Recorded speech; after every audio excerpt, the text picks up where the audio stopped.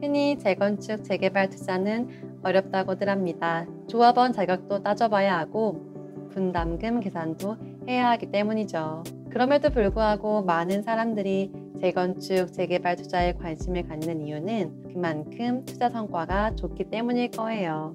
오늘은 재건축, 재개발 투자를 할 때 꼭 알아야 할 중요한 개념, 바로 비례율에 대해서 설명해 보겠습니다. 비례율은 재건축, 재개발 사업의 사업성을 보여주는 대표적인 숫자입니다. 흔히 100%를 기준으로 해서 그보다 높으면 사업성이 좋고 낮으면 사업성이 안 좋다고 볼 수 있답니다. 그런데 이 비례율이라는 숫자를 무조건 믿으면 안 된다는 사실 알고 계셨나요? 사업이 최종 단계로 접어들수록 최종 비례율도 정확해지지만 초기 단계에서는 비례율 역시 아직 추정된 숫자일 뿐입니다. 그래서 조합은 상황에 따라 어느 정도 비례율을 조정하곤 하죠.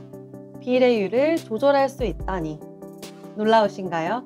이것이 어떻게 가능한지 알기 위해서는 먼저 비례율의 공식부터 알아볼 필요가 있습니다. 비례율의 공식은 이렇습니다. 종후자산평가액, 즉 사업이 끝난 후의 전체 자산에서 총 사업비, 즉 사업에 들어간 비용을 뺀 금액을 종전자산평가액, 즉 사업 전의 자산으로 나눈 것이죠. 아무래도 이렇게 설명드리니까 좀 어려우시죠? 그럼 이 아래 그림을 한번 봐주세요. 비례율을 다르게 표현하면 사업이 끝난 후 조합의 자산이 사업을 하기 이전보다 얼마나 늘어났는지를 보여주는 비율이라고 할 수 있습니다. 사업이 끝난 후의 자산, 즉 종후자산평가액은 결국 새로 지어질 아파트의 분양 수입이겠죠. 여기에는 일반 분양 수입과 조합원 분양 수입이 들어가게 됩니다. 그리고 사업 이전의 자산은 종전자산평가액이라고 하는데요. 이것은 결국 조합원들이 기존에 가지고 있었던 부동산의 감정평가액을 모두 합친 것입니다.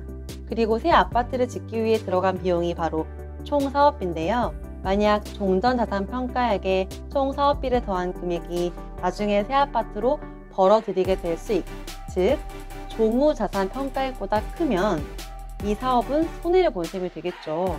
이런 경우에는 비례율이 100%보다 낮아지게 됩니다. 반대로 종전자산평가액에 총 사업비를 더한 금액보다 나중에 새 아파트로 벌어들이게 될 수익이 훨씬 크다면 이 사업은 이익을 본 셈이 되겠죠. 이 경우에는 비례율이 100%보다 높아지게 된답니다.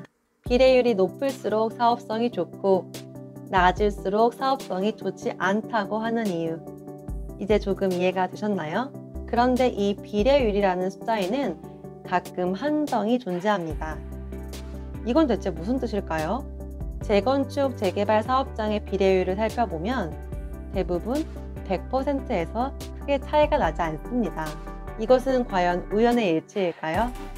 사실 재건축, 재개발 조합의 입장에서는 비례율이 100%일 때 가장 유리합니다. 비례율이 100%를 넘는다는 것은 사업이익이 발생했다는 뜻이죠. 그래서 그만큼 법인세를 내야 합니다. 반대로 비례율이 100%보다 떨어지면 조합원들의 신뢰가 떨어지겠죠. 사업성이 나빠 보이니까요. 이런저런 이유로 재건축, 재개발 조합은 비례율을 100%에 맞추기 위해서 노력한답니다. 만약 비례율이 너무 높게 나올 것 같다면 감정평가를 전체적으로 높게 하거나 총 사업비를 최대한 늘림으로써 비례율을 낮출 수 있습니다. 이를테면 고급 자재를 쓰거나 편의시설을 많이 만들거나 조합원들에게 무상 옵션을 많이 제공하는 식이죠. 반대로 비례율이 너무 낮게 나올 것 같다면 감정평가를 전체적으로 낮게 하거나 총 사업비를 최대한 아껴서 비례율을 높이려고 노력하겠죠. 물론 그렇게 해도 비례율이 낮게 나온다면 그 사업장은 애초부터 사업이 잘 추진되지 않을 거예요. 건설사들은 사업성이 낮은 조합의 공사를 맡으려 하지 않거든요. 물론 사업이 후반부로 갈수록 비례율을 조정하기는 어려워집니다. 그래서 최종 비례율은 사업성을 정확히 보여줄 수 있습니다. 하지만 사업 초기 단계에서는 이 조합이 일부러 비례율을 낮추려고 노력했는지 반대로 높이려고 노력했는지를 꼼꼼히 따져보고 투자를 해야 합니다. 일부러 낮추려고 노력한 조합이라면 최종 비례율은 지금보다 높아질 테니까 당연히 사업 전망이 밝겠죠. 그 반대의 경우라면 자칫 크게 낭패를 볼 수 있으니 주의하셔야 해요.